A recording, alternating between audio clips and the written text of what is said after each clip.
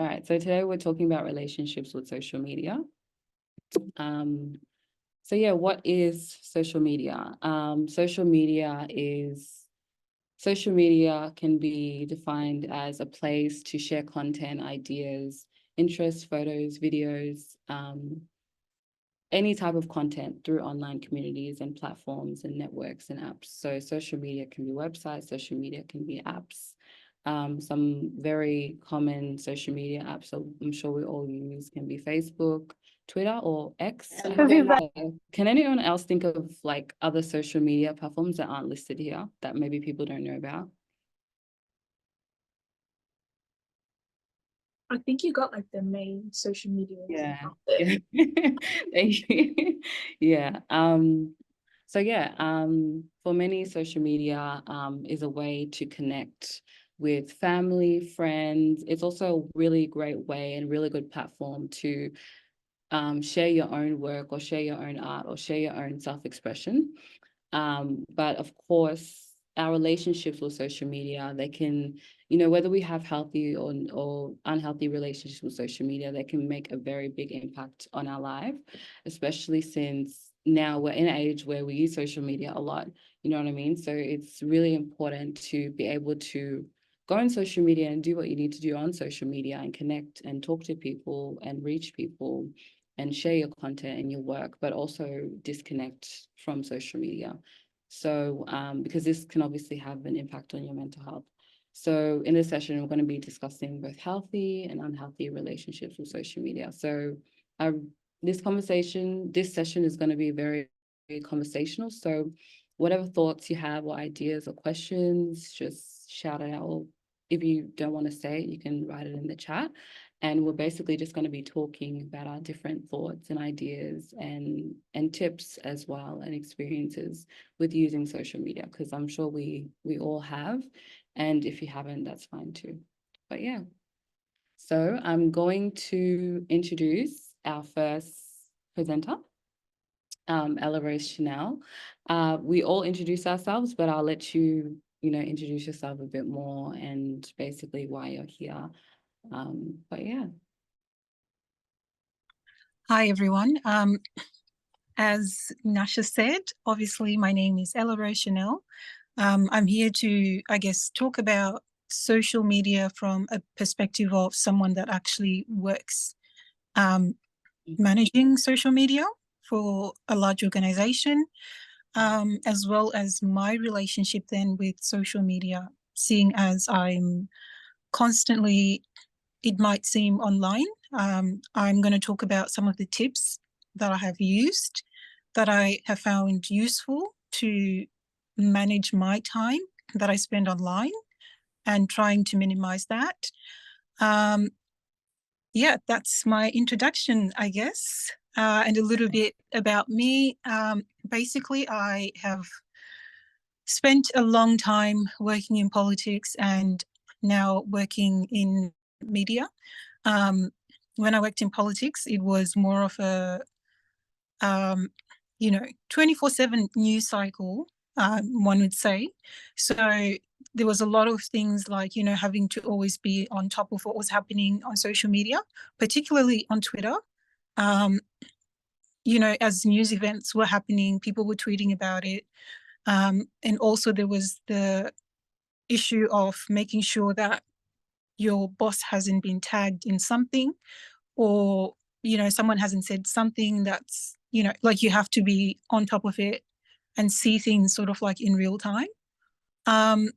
So yeah, basically in my day job, managing social media for the station, I work part-time actually, so it's a bit challenging because social media is 24/7.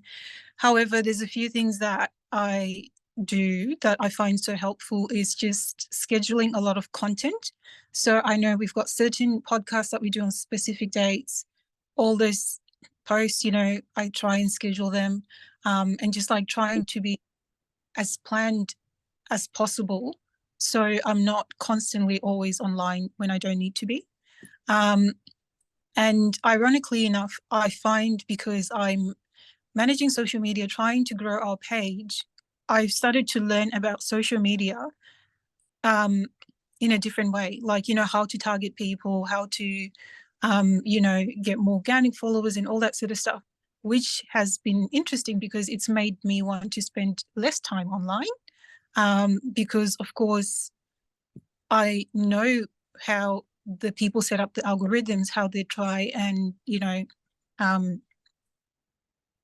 set you up so you are constantly on the app 24/7. And if you leave, how they can, I guess, get you to come back on the app, how you can go from one app. And I know a lot of followers, like, or, a lot of, because I consume quite a lot of podcasts actually.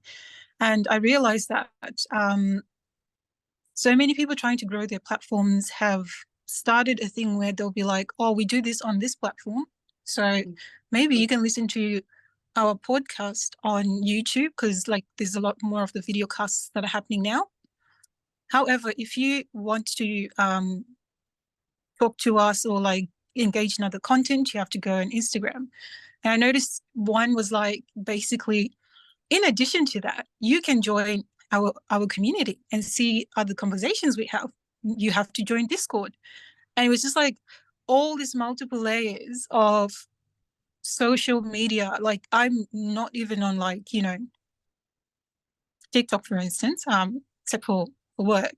But it's like they lure you into, you're here, but if you want to keep communicating with us, or, or if you're interested, also come on this space. And it just feels like it's like never ending. So you might be spending less time on Instagram, but you're also now spending time on Facebook. You're also now spending time on TikTok, and it's just like quite a lot of time can just pass, like, consuming social media. So I have a question for you. How do you think that being a social media manager, how has it affected your personal relationship with social media? Like, is it the same as it was before, or how has it impacted that? It's different now because I know what social media does, basically. And, when you're on the other end, when you're trying to get the customers, you start to think of, well, I don't want to, like, it's made me more mindful of the amount of time that I spend on social media. It's made me think of, getting off social media, of which I have deleted my account a few times, but then had to come back real quick because of work. But yeah, so, I've become so mindful of just how much time I spend on there. Also, the content that I see as a person that's on the other side of creating content, I know it's created to be targeting. It's created to, and the more that you consume in that space, the more the algorithm is going to give you that type of content as well. So, if I'm being triggered by something, I generally try and make sure that social media has options where you can say you don't want to see this content.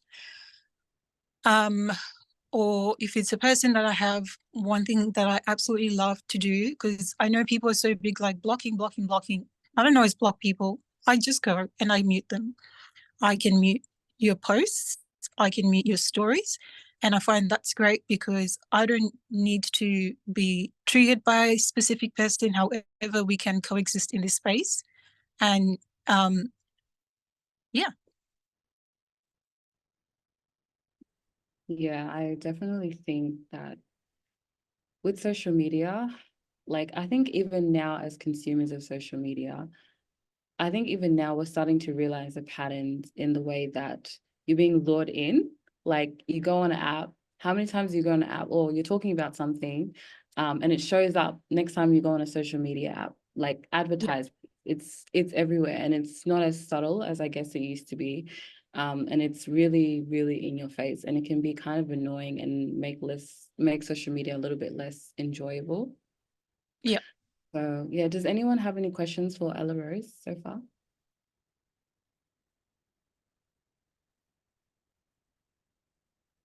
full thought. Yeah, sorry, I have a question. I'm Nyahok, Yep. I'm driving, and I just came a few minutes ago, so I'm not sure if I'll be repeating a question that's already been asked. Yeah, that's okay. Yeah. So the question is, and forgive me if it's already been asked. I was just going to ask, like, with this social media, I find myself like I spend a lot of time on social media, especially when I'm like not doing anything. And deep in my heart, I know, oh, you know, this time I could use this time to like read a book. I could have really done this, you know, like I end up spending so much unnecessary time that, you know, that I know deep in my heart I could have done something else, like something productive. But I know just scrolling up and down, looking at hey Steve's and you know, all this stuff. Like, you know, I kind of like don't know how to limit the time, or if I do need to delete the app, or you know, I really don't know what to do. But yeah, like what's the best way to limit the time? Is it should we set timer? Should we just delete the app altogether? Or because I'm finding it like becoming addictive, to be honest. Yeah. So basically, there are a few things that you can do. You can actually, in some social media apps, like I know on Instagram, you can limit the amount of time that you will be on the app. They've got that option. Also, depending on your phone, I know some phones will not allow you, like you can set it up so you can only spend a specific amount of time on specific amount of apps. So it'll actually lock you out. I will find more information on that and try and send that through after this. But another thing that I found, like I actually watched a number of YouTube videos on people that work as content creators or work as social media managers and how they manage their usage or their time with social media. Some people need it. One thing they find effective is, yes, your account is still there and it's still active. However, they actually delete the app from the phone. And so when you go, you're not just mindlessly going to press the app and you find yourself in there again and you're spending, 20 minutes is gone by. And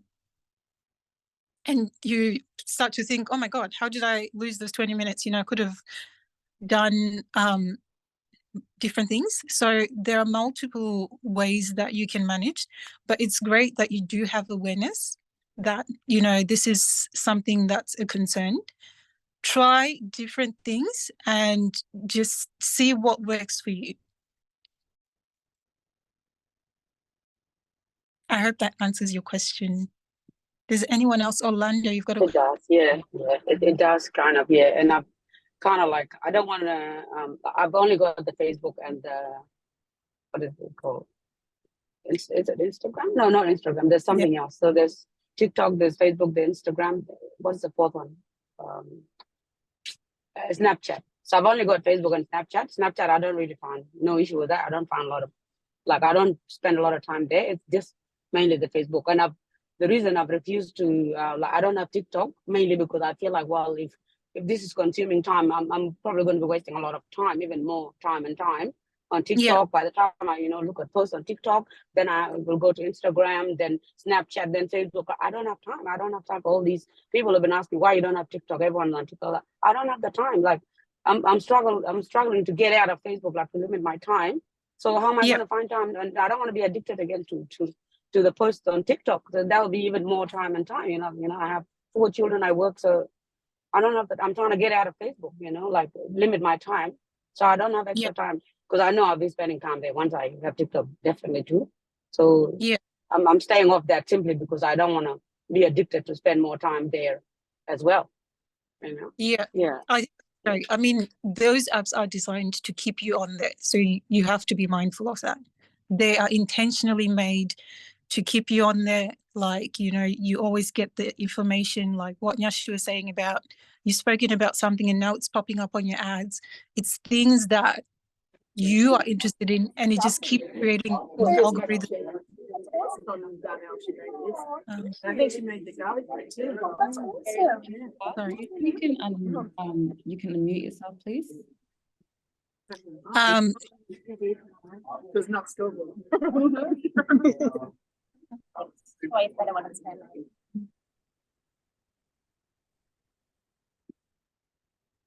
right, sorry about that, guys. all good. But yeah, I guess, yeah, like she was saying, she's aware, not going on, not adding to, you know, like going on my other platforms is another great way of, you know, spending less time on social media and managing your time. Orlando, you had your hand up before. Did you have a question? Yes. Yeah, I'm not sure if you guys remember me, but I am one of my specialties is addiction and alcohol and other drugs. And I've also worked with parents who had children concerned about being addicted to screen time. Mm. And the young lady who spoke previously, it's very important, since you have young people, that they don't see you constantly on your phone, because they will emulate what we do. So just be cautious of how much time you're on your phone in front of your children, because, you know, I have children and they like, well, you on your phone. So the one thing I do in my household is that if you have an Android phone, it's called Wellbeing underneath your settings. It's called Wellbeing online, and you can actually go in there and set your screen time, and you can actually view your screen time, and it breaks it down in which apps you've been spending time in. So therefore, you can hold yourself accountable. I have my children, I kind of have them to 2 hours a day, which is still kind of high, but I allow them to set their own boundaries.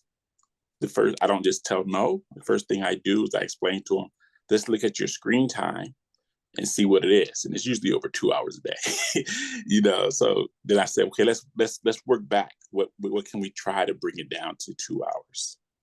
And on the iPhones, it's called screen time. So if you go into your settings and look at screen time on the iPhone, it'll open up information. It'll tell you it'll give you 7 days of how often you've been online, what apps you've been on, and it allows you there to kind of monitor yourself. You can set up passwords and you can put time limits on that in the settings. So that is one aspect that'll be able to help you with that space.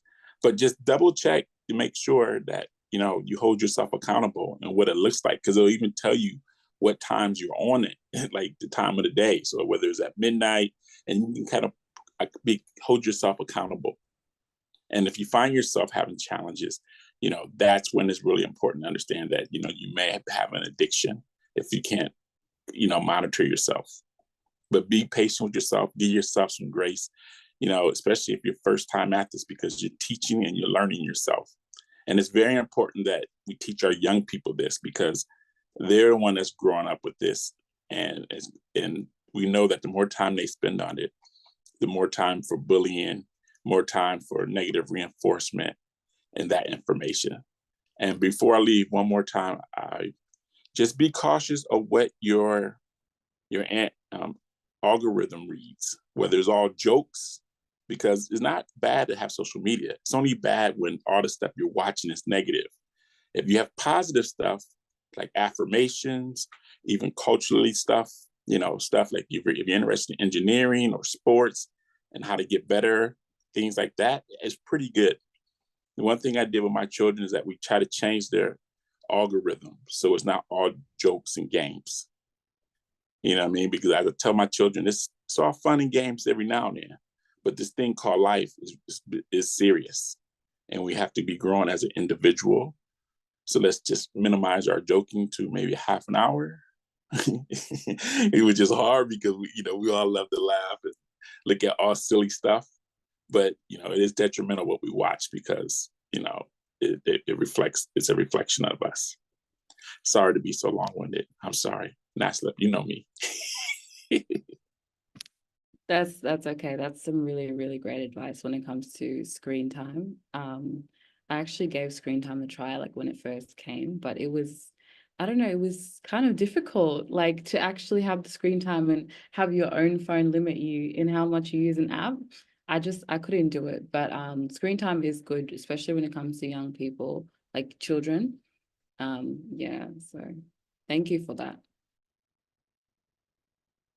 Does anyone else have any questions or comments so far about what we're talking about?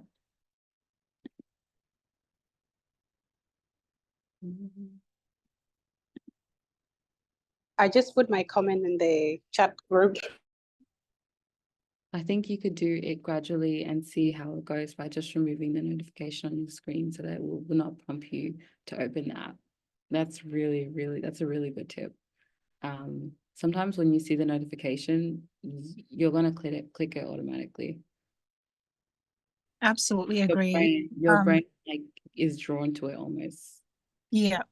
There's another thing you can actually do again, depending on the social media app is, I know with Instagram, you can actually go and mute specific notifications. So if maybe you don't want to feel like you're missing out, if someone, if you communicate with people like via messages, for instance, you can have notifications of messages come through. However, you can turn off notifications of, because they've got so many notifications about things that don't even matter. And if you don't have that turned off, it will keep popping up. And even though it's something that you might not want to look at, but because it's just constantly there and it keeps coming up, at some point you're going to click and you're going to go back into the app. So 100% agree, mute notifications. Majority of them are not necessary. They're literally, again, designed to get you back on the app. That's why they have them. I definitely agree as well. Like, as someone who's works in content creation as well, like literally all of my notifications are turned off because I know how easy it is to just watch one thing and then all of a sudden an hour has gone past. So for me, I'm a very like organized person. I like to know what I'm doing, what I could be doing. So I like to set a routine. So like if I do have a spare time, instead of going on social media if I don't need to for work, I can do alternative things like reading a book or going for a walk, or even just spending time with your family, just building your way up to not like prioritize social media as much. That's just something that I do as well. Thank you so much for that, Nepal. I think turning off notifications is really an easier way to like stop yourself from going back to the app. Because the notifications, like, especially like I'm not sure for content creators like Nepal, you can let me know on this, but let's say you post something, it's very easy. It's going to be very easy to want to go back to that post and see who's engaging with it and see how's it going and see the likes and comments and stuff like that. I'm not sure if that's something that you go through as well, but yeah, like turning off notifications for me, like sometimes when I post something, like I turn off the notifications or I turn off my phone or whatever the case is, so I don't go back and like obsess over it or, stay on the app longer than I need to. I mean, social media is very easy to be like fixated, like just on what you were just saying about like posting things and then like watching your analytics and seeing how it's going. It's so stressful sometimes. Like at the start, I used to like fixate on them, like, oh my gosh, like people watching this. But I just had to get to a point of like, I trust what I'm doing is good and will be fine, and just put it out there and then just do other things, because that can also be a unhealthy habit, like being fixated on those small things, and then they can just, grow over time. Yeah. So do we have any TikTok users in the room? Yes. I would love to know how people navigate TikTok and how people don't get addicted to TikTok. I'm not gonna lie to you guys, I'm still learning. Like it's so easy to just scroll. But for me, like I said, like if I have nothing to do, I try to do other things, alternative things. And if I allow myself to go on TikTok, just for a certain amount of time, like I can't, because literally hours can go by just being on TikTok. Yeah. So yeah, like I'm still growing. I'm still trying to figure out how to not be obsessed, especially with like the algorithm and how everything goes. Like it's so easy to just be there. So I don't really have a response to that. I'm still actually learning on that one. TikTok's algorithm is very, very smart, and it's so personalized that it's when you're on the app, like every single video has you hooked, and it's really hard to get off. But I think for me personally, the easiest way for me not to engage in TikTok is just to delete the whole app. Like go days or even weeks without the app. And then when I'm ready to go back on TikTok, then I go back on TikTok. Otherwise, like, when I'm actually on the app and scrolling to the next video and the next video, it can become really hard to like stop, because you realize after maybe an hour, a few hours, that you've been scrolling for way too long. Yeah. Yeah. Anyone else? Not sure. Is anyone else on TikTok? I am. Hi guys, it's Sidonia. Yeah, I'm on TikTok, but I'm good, thank you. I'm on TikTok, but I'm not.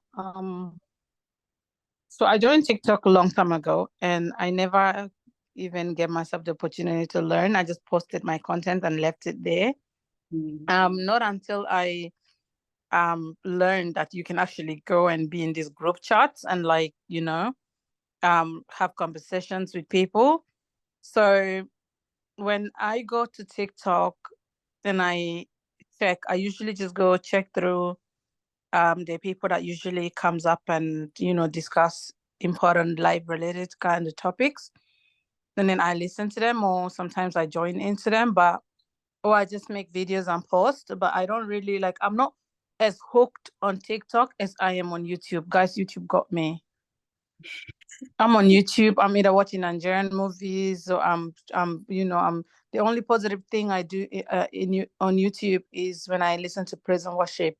Other than that, I just look at just nonsense, and yeah, I scroll through it. Even when I'm at work, I'll just scroll through it, and it's like I just keep finding exactly what I'm looking for, and then another one comes up, and another one comes up, and another one comes up, and then I just find myself so, and I am so addicted to my phone in general that it's so unhealthy. It's so bad to the point that even if I want to watch a movie, like I don't watch movies. For me to actually watch a whole movie fully, it has to be a good movie. Like from the start, it has to capture me. Then I'll forget my phone. Well, not forget it, but I'll probably be tempted to touch it, but not touch it.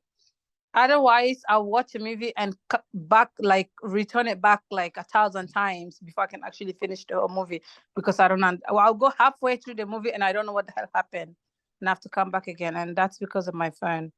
And it's very unhealthy. It's very, very unhealthy, but unfortunately, that's the situation. Okay. that's just how it is. Guilty.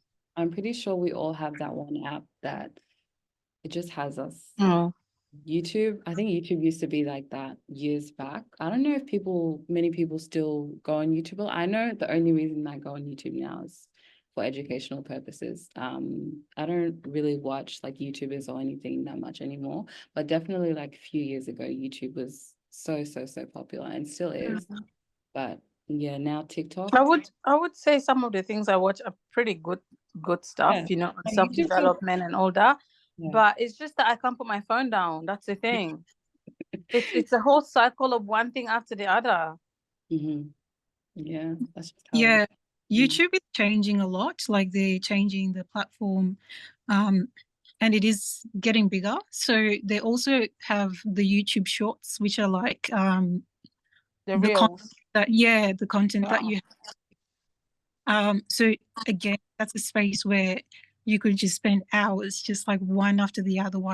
I've got a son, he's 11. He does that. And I literally, as soon as I see that, I'm just like, get off YouTube, like go find something else to do. Yeah, but that's a very, very dangerous one, because again, YouTube can lure you into the space. I am guilty of having a YouTube probably addiction, but again, I'm so mindful of things like that. So if I am to spend a lot of time, I think to myself, oh, maybe I should go do something else, or like I start to realize with YouTube that you can be lured onto it, because you could think, oh, I'm going to go and get off, let's say, Facebook, and I'm going to do something productive, and I'm going to go learn something, and then you end up on YouTube, which really is another form of social media, and you just don't know that. So YouTube is a dangerous one, and there's things like music, there's things like church sermons, for those that there's everything for everyone if you want to learn how to do stuff. So you might land on there with good intention, wanting to do something good, but just to be mindful that, you know, it is also a form of social media. And yes, it might not look like your typical TikTok or whatever, but they do have all that stuff there for you as well.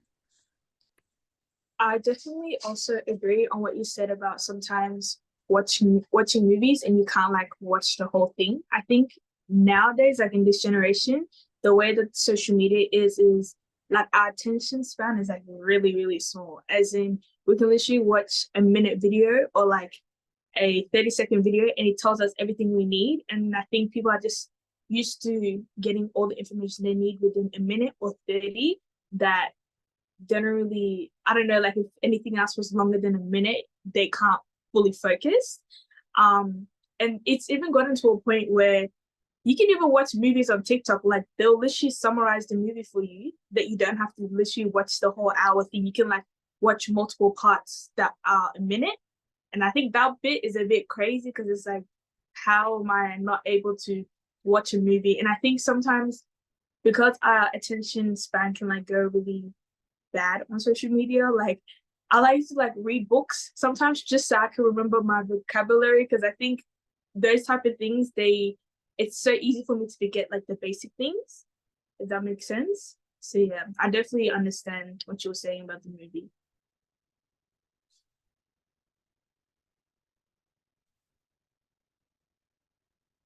Yeah, 100%. I just wanted to add to that as well.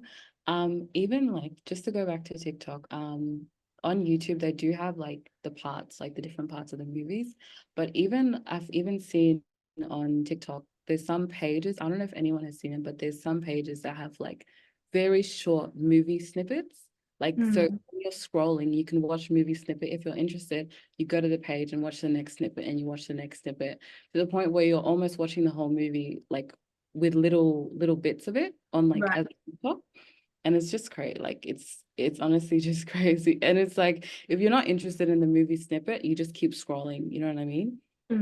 But definitely right about the attention span thing, like especially when you go on Instagram Reels or YouTube Shorts or TikTok, or even I think Snapchat has a similar feature. I don't know what it's called. But even when you're watching those short videos, like your attention span is just, you don't want to, you know, when you watch longer videos, it's difficult because you're used to watching shorter videos. Yeah. But yeah, be careful, guys. Yeah, they are designed. I think they've realized that that's a really good way, again, to get people and keep people on. I am one person that's guilty of this. I'm sure a lot of people watched the saga that happened over the weekend, the Lisa, what was it, Risa teaser thing that was going on, because everybody was talking about it on social media. What was so concerning was, yes, TikTok has changed to their new 10-minute clip videos, so like a little bit longer. The interesting thing was, I guess it was like a 50-part series. So Right. when you just think I'm just watching a clip for 10 minutes and then I'm going to watch another clip for 10 minutes. However, when somebody put all the clips together, it turns out to be 7.5 hours altogether. Literally just. So everyone that would have watched the series, of which there were millions and millions of views, would have spent 7.5 hours just literally consuming content from one person. That's not to add the additional content, going to see people doing the reply videos, memes on social media, like on Instagram and stuff that were being shared about it. Like, it's insane to think the amount of time, like when you put that together, that is a whole shift, like someone going to work. And it's just like gone on social media.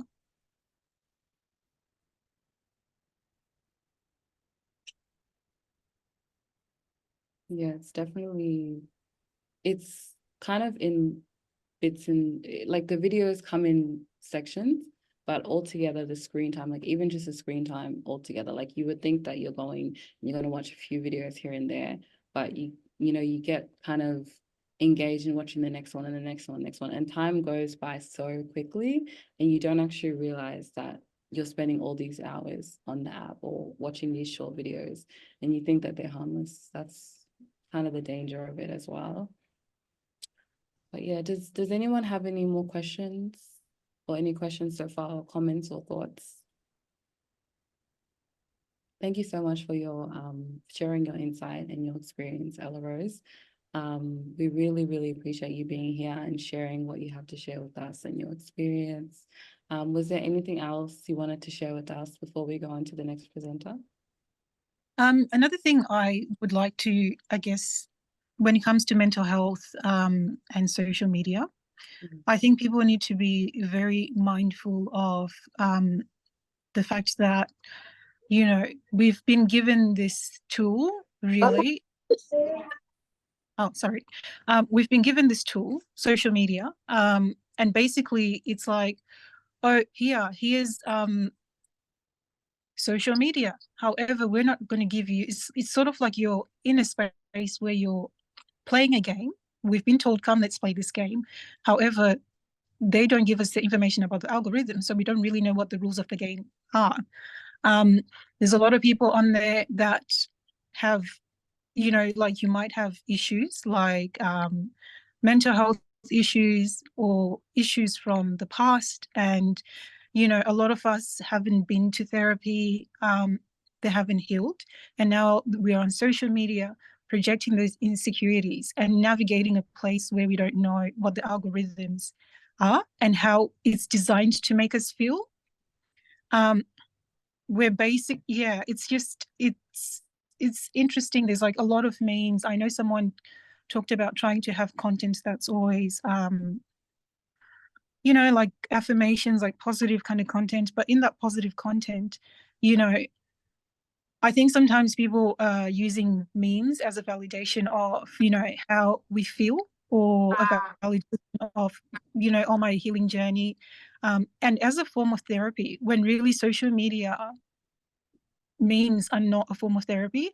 I think it's actually quite dangerous, that people are not getting the right help that they need specific to themselves. There's the endless quotes, you know, of, you know, therapy and, you know, this person's done this to me, so I'm going to block them and blah, blah, blah. But, you know, there's this whole thing where it's like you need a professional that can tailor your journey towards you, because, you know, like I've been going to therapy for a long time, and I still do, and hopefully will always will.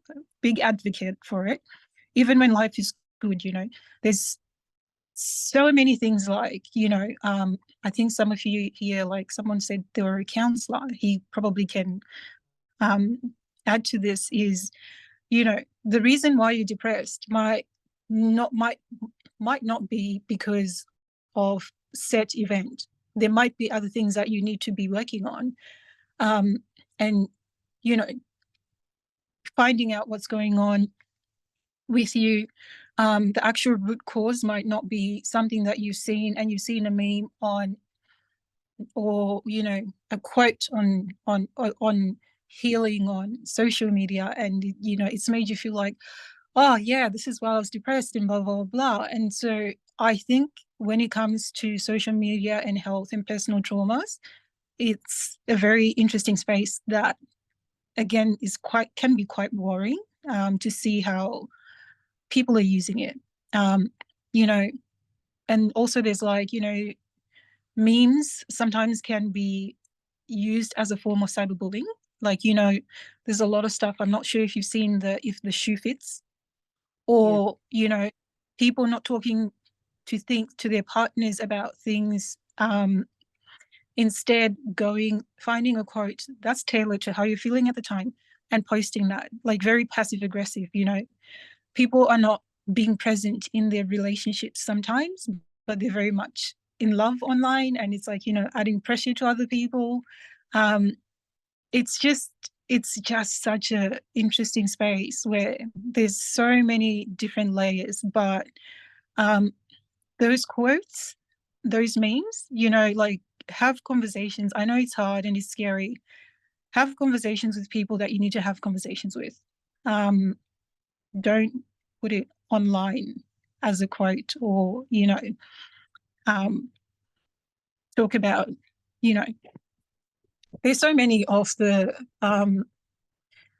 especially with things with, like, with partners and stuff, like, oh, you know, or some people put stuff about, oh, this person, you know, is like a deadbeat dad or whatever. Like, there's just so much stuff. Like, and again, the more you consume that content, the more it's just going to give you that sort of stuff. So yeah, that's it for me. Yeah, thank you so much, Ella. And also I was gonna say before, when you're talking about like when people are having, you know, disagreements or whatever it is within their own relationships and their personal online, even friendships too is very common as well. And I guess, would you say it has to do with people's inability to actually communicate within their friendships and relationships? And does that actually start with, do you think that it actually would start with social media, or social media has an impact on it, or it's just a whole nother thing altogether? I think social media doesn't help. I know it gives us, it's like a scapegoat. So instead of having to face my problems or talk to my partner about this thing that he's done that he's bothered me with, or talk to my friend about this thing that she's done that she's bothered me with, or something that I don't agree with, I can use social media as a scapegoat and just post a meme about how, you know, you hate it, you know, people that like to split bills, blah, blah, blah, because you've been to dinner with your girls and maybe you don't agree with it, or maybe you agree with it. And, you know, it's like, instead of actually addressing it in the space you're supposed to address it, people just do, you know, it's passive aggressive things like going on social media and reposting some of these quotes. Yeah, does anyone else have any thoughts or questions about the topic? I definitely agreed with her, what she just said, everything she talked about how people, even those that you think has the best intentions, there are some that comes online not with facts, but with their own personal feelings and just to project their own insecurities or their own feelings of certain issues. I agree so much with everything that she's saying, because we see it, like, it's just, yeah. And social media kind of like, it's almost like a potion, like some sort of like a magic thing, like it brainwashes us without us even realizing that we're being brainwashed. Yeah. And I guess like it's not helpful as well when you actually compare yourself on social media. And I guess you just need to have, when you don't have the integrity and open-mindedness to actually be able to say, actually, this may not be the reality at all. You know what I mean? When you actually have that, it helps you a lot, because social media is really influential. When people go online, like I know a lot of people have podcasts now and YouTube channels and platforms where they share their own experience and their own opinions and everything, and that's great. But it is, at the end of the day, their own opinions and their own content and their own experiences, and it's not always going to relate to you. But I think on social media, it's so influential that sometimes how other people live, you try to kind of put that into your own life, or how other people think and their beliefs, and you try to kind of put it into your own life, but it doesn't work like that, you know what I mean? So yeah, anyway, thank you so much, Ella Rose, for your insight and your sharing your that information with us and your experience. We really appreciate it. We're going to be moving on to the next presenter. So Nepal Duak, she's going to be giving us, kind of sharing from a different perspective. Nepal, she's a model, she's a content creator within the community, she's kind of a comedian, definitely a comedian. So I'm going to give you the opportunity to share now. You can reintroduce yourself if you want, because we introduced ourselves maybe 30 minutes ago. Yeah. Okay. Okay. Welcome. Thank you for joining us. Well, hi guys. My name is Nepal. Just a bit about myself. Like, I started modeling recently, but I've been doing content creating since I was younger. But I guess the title only came recently. If that makes sense. The whole reason why I even got onto social media was when I was way younger, in year 7. At that time there was a lot of artificial things that were going on social media in terms of like body image. Representation was very limited on that, and I felt like that's where a lot of my insecurities as a kid came from. And as I was growing up, I realized that like the insecurities that I had really didn't come from me. It was what society put on me, because I guess I didn't fit into what they thought was beauty at the time.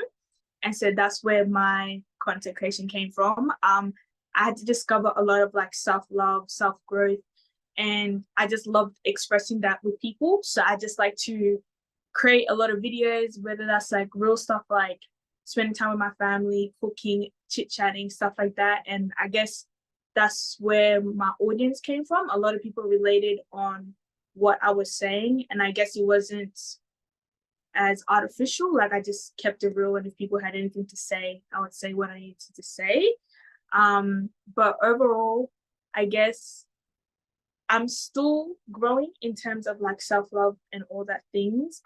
But now I'm very specific about that, and I guess that's where my modeling came from. I saw that there wasn't a lot of representation for bigger girls in the industry at all, or if anything for people of color with a darker complexion. And so I just wanted to, I guess, be that representation, so then younger kids who do look like me or have gone through the same things as me know that it's okay because it's been done. Whereas when I was younger, I didn't really have that representation, so what I was seeing really didn't align with me. So where I'm at right now is I love to create honest videos. I like to talk about like self-love. I love to take people behind the scenes of modeling, talking about that. I love to just share content about me, if that makes sense, and just, I guess, creating this new creating a new reality that is real, rather than what society wants to implement on me. Yeah. So yeah, I just do a lot of that. I do YouTube, TikTok, and Instagram, and it's like sometimes I'll do talking videos, sometimes I'll be, making people laugh every now and then. Sometimes I'll be keeping it like super focused and stuff like that. But I guess with me, I just love to go with how I feel. And yeah. Yeah, thank you so much, Nepal. Before I go, I have a question for you, but does anyone have any questions for Nepal? Okay, I guess I'll go. Being a content creator and a model, what is the importance of being authentic online? Because I understand, like, I feel like a lot of it may be a challenge because, you have that, I'm not sure if you have it, but there can be that fear of like, what are people going to think of who I am? Or, just that fear of being judged. So one, it must take a lot of courage to be yourself online, but like, what is the importance of actually being authentic online?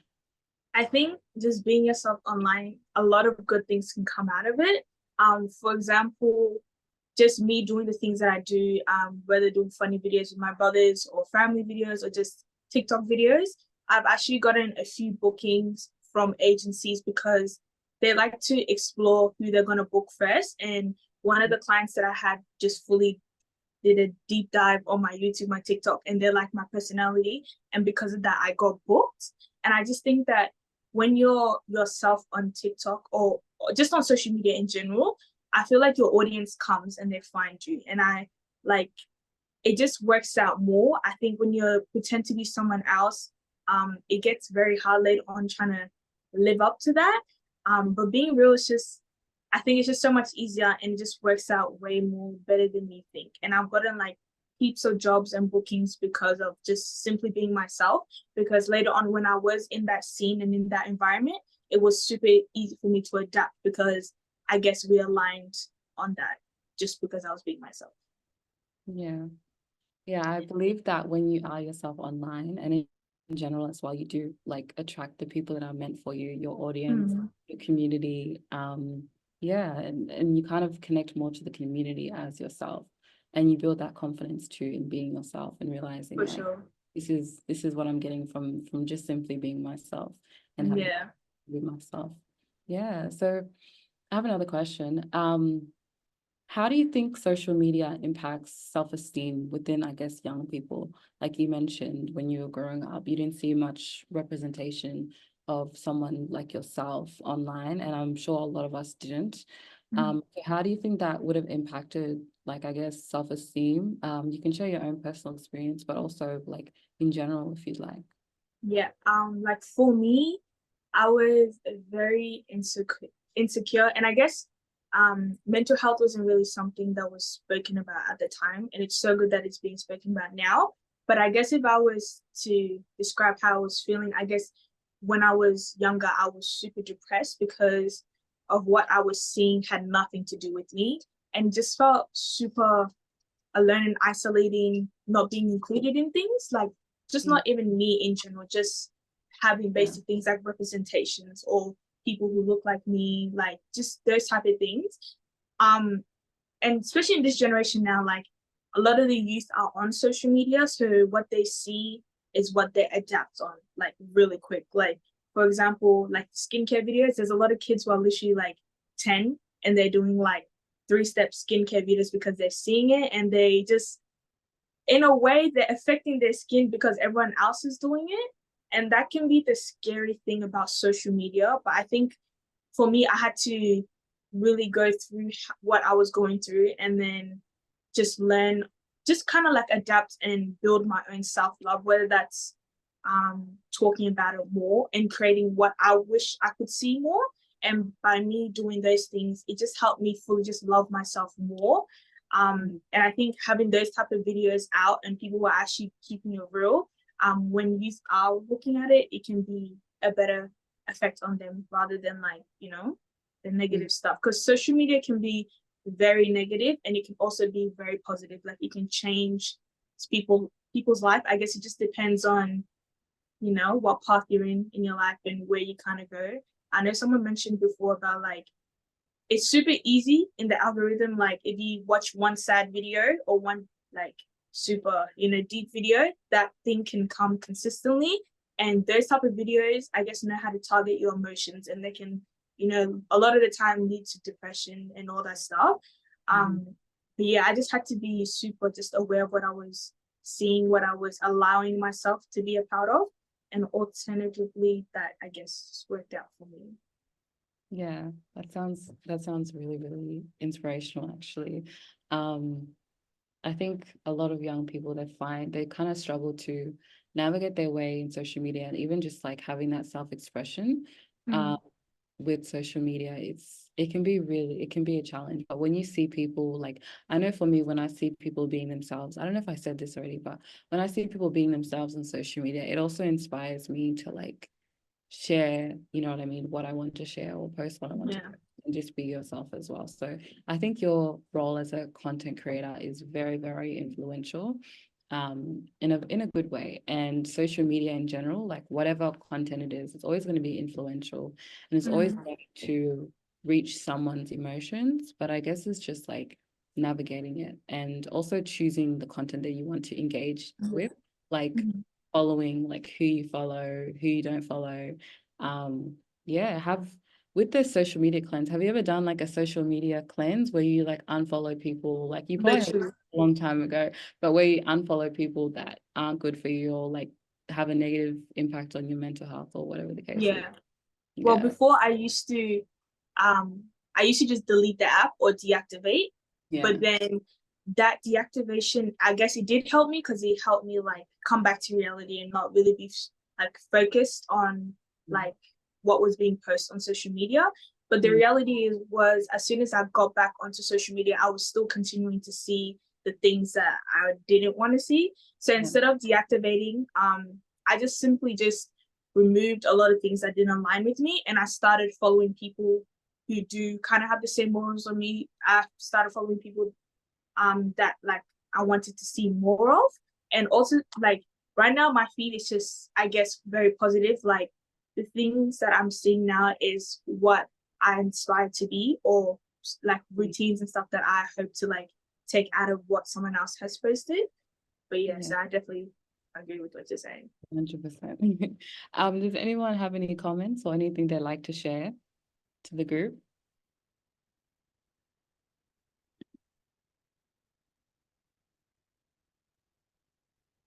I just want to add, you spoke about, I guess, you both spoke about the social media cleanse. And I just wanted to add something that I find very important is if you notice that someone has unfollowed you or blocked you, you just never know what they're going through in their personal life. Maybe you've had a baby and they're trying and that's triggering to them.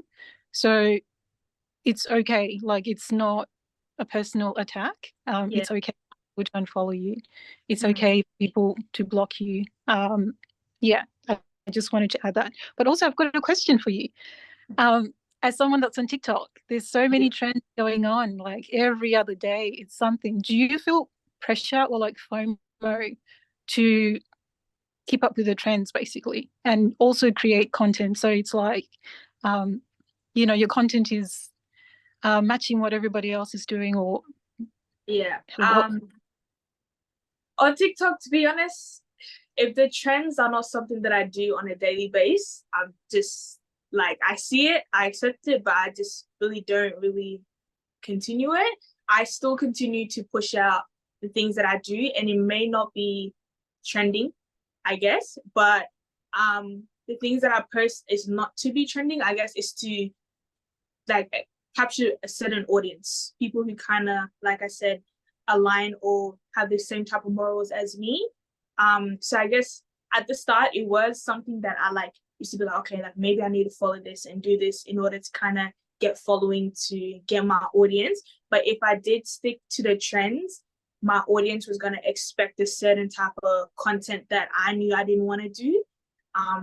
So yeah, I just stick with what I do, and the people who see it, like what's meant to be will be, like the people who see it will see it, and the people who don't, I guess maybe when they're past the lines, we'll find it another time. But yeah.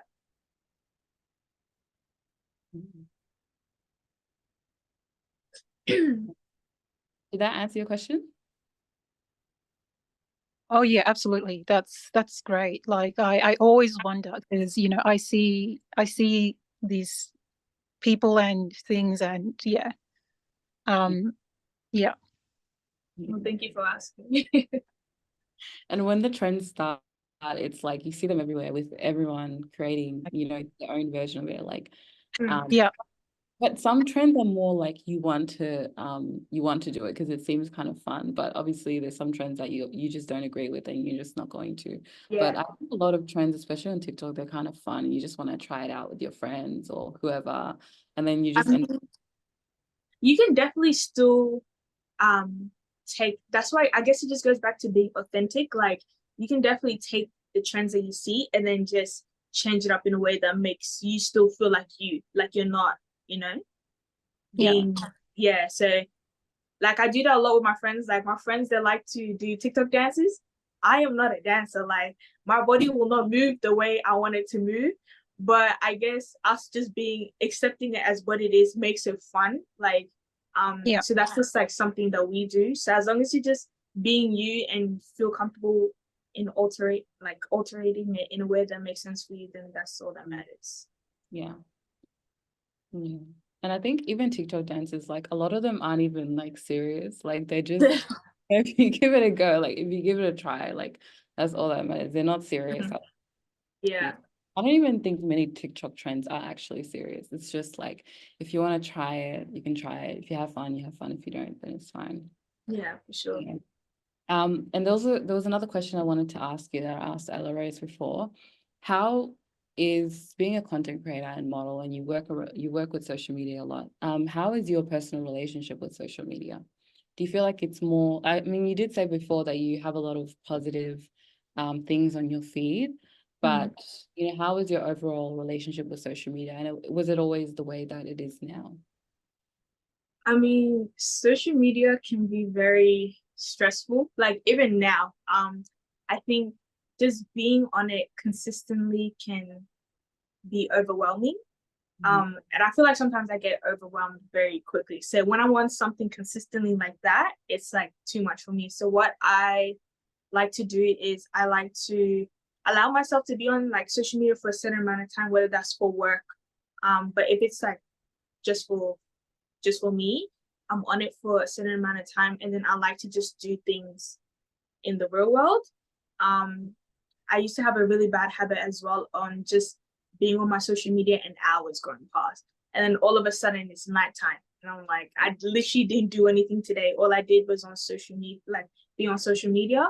So some habits that I'm just trying to put in place is, yes, I can be on social media, but don't let that be my reality, because there's so much things in life that I can do.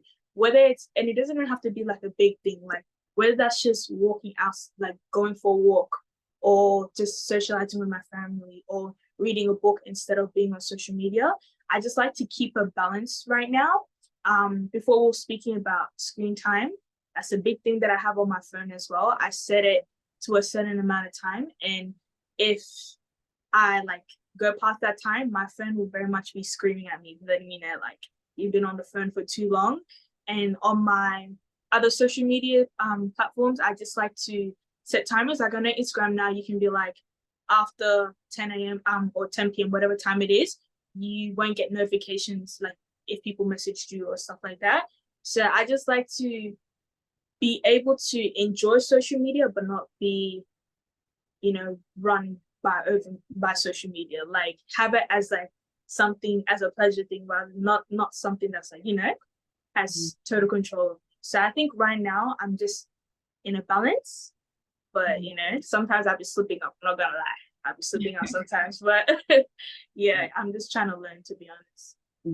And I think like people's ways of limiting their social media time is completely different. Like the time, 100%. like for example, the time limit, I think it works for a lot of people, but it just doesn't work for me, because I don't know, something about seeing like my phone like stopping me from going on the app. Yeah. It just doesn't work with me. Like I don't know, but there are some other ways that that really helps. Like for example, I just simply getting off my phone and going to do something I actually enjoy doing, like reading, even going for a walk, watching a movie, like just going and doing something that I enjoy, but actually putting my phone down. Otherwise, if I am on my phone, then I'll most likely be using social media. So everyone's ways of limiting their social media use is different. Do you have any tips for young people in their own relationships with social media? Because social media, it can impact a lot of young people in their self-esteem, their body image, you know, seeing even the sense of reality, like seeing things online and trying to relate them to their life, but it's actually not, the reality that they think it is. Yeah.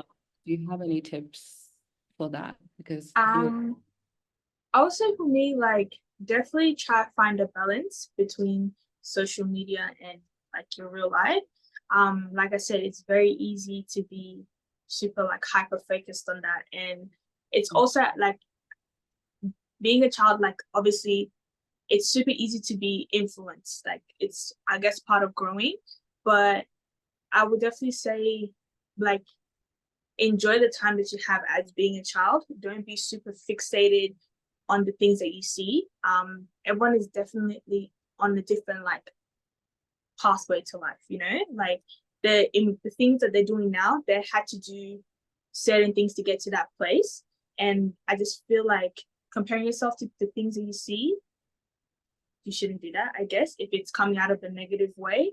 I just think that a lot of youth should enjoy being a youth and be able to balance what they're seeing so it doesn't affect them. Because I know mental health is an important thing, and I honestly didn't even know about mental health until COVID, to be honest. That's when I guess I found all the information. And I think a lot of youths can easily get, you know, negative stuff can come out of it just by not knowing certain things. So find a balance, be able to just fully get to know yourself as well. Find ways that you can like do the things that you love, so you will be able to grow, I guess, if that makes sense. I hope what I'm saying makes sense, guys. It makes sense. It makes sense. Yeah. Thank you so much. Does anyone have any questions or comments on your part? Or through for any part of the session?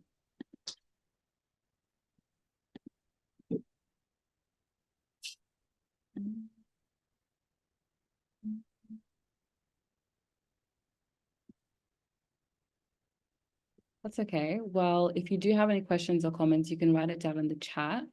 I just wanted to let everyone know that we have a feedback survey that I'm just about to send into the chat. So whenever you get the chance, but we're going to conclude our session soon, but whenever you get the chance, if you can just quickly fill it out. It's like 5 questions, very quick. You can fill it out in like less than 3 minutes, but just so that we can improve for next time. But yeah, Nepal, is there anything else you want to share with us? We really, really appreciate you being here, and you're such an inspiration to people, you know, young people within the community and people that, you know, are trying to get into the model agency, dark-skinned girls, content creators. So thank you so much for joining us. Thank you for Is having there anything me. else you want to share with us before we conclude this session? Oh, if anything, I just want to say keep it real, be you, and just continue to do the things that you love to do, despite society telling you like these things are not for you. If you see something that you want to do and there's no representation for it, be the representation for other people to look up to as well, because that can definitely create a change as well. So I hope that works. Thank you so much. Can I say something? Yeah.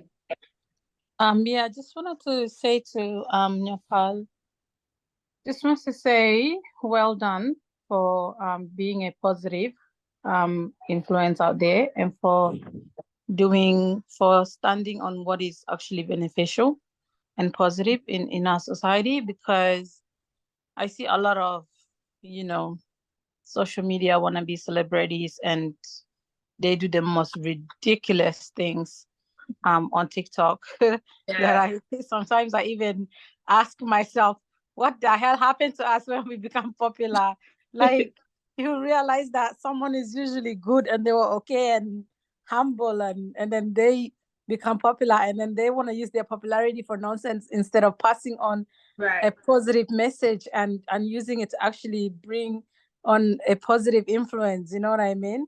And so to see such a young person like yourself out there, you know, in the media, but also desiring to bring positive, and like you said something before. You said it's not even about the you said you're not posting your contents to I don't know how to put it. Like I think what you're trying to say is it's not about getting a lot of, you know, followers or viewers for your contents, but it's about your contents actually making an impact in the 2 or 3 or 4 people that, you know, are following you. And I think that's really, really important, because what is the point of putting something out there if it's not changing anybody, you know, for good? So continue to do what you're doing, and, you know, there's time for everything. You know, it might just take one person whose life you might change one day to actually come up and say, well, actually I was in a breach of losing myself, and I watched your pal's video and that saved my life, you know. So it's for you. I think I'm seeing you do this is more of like a calling rather than just being out there having fun. I think you're actually trying to do something in the life of people, something positive. So that's really, really to be commended, and I'm happy that, you know, we have such a passionate young person creating contents that are very good for society, you know. And that's what we all want, especially as parents of kids that are growing up. I would want my kids to watch things that has been created with the intentions of causing a positive impact and not just fun. Mm. So well done. Thank you. I really appreciate it. Ella Ross, thank you also so much for coming and letting us know about the whole system with social media and, you know, their manipulative tactics and how they draw us in and things like that. It's really, it's good. It's good knowledge to have, especially, you know, with us adults being addicted to social media, and then now our kids are addicted to social media, and you're like, where do you even start as a parent to restrict your kids if you can't even restrict yourself? You know. Yeah. But just having that knowledge in the background is very good, because next time I try to pick up my phone, or if I've been there for too long, I'll remember your the information you've given and pinch myself and put my phone down, even if it's, you know, starting to practice 5 minutes at a time, leaving your Yep. phone in your room and coming out and doing something else productive, and just forget you have a phone for an hour. You Yeah. know, starting from there, it's important. It's good. Knowledge is power. To know things, it's good. It's a step to doing the right thing. So thank you to both of you. This has been an awesome session for me, and I really appreciate you both. Thank You're you so welcome. Thank you so much. That was lovely. And also, you don't have to do anything productive. You could just not be on your phone and just Yeah. do absolutely nothing, which is so nice. You just meditate. Yeah. Exactly. Just, you know, allow yourself to just, yeah, catch a Yeah. break. Thank you. Thank you both. You guys are both doing incredible work. And we are so privileged to have you guys on here and sharing your own experience and your own thoughts and ideas. Yeah, I can just say thank you so much. This was such a great session. And yeah, that's all I can say. But I hope you enjoyed it as much as I did. And I hope everyone enjoyed it as much as we did. So if anyone doesn't have any last questions or comments or thoughts, we'll conclude the session.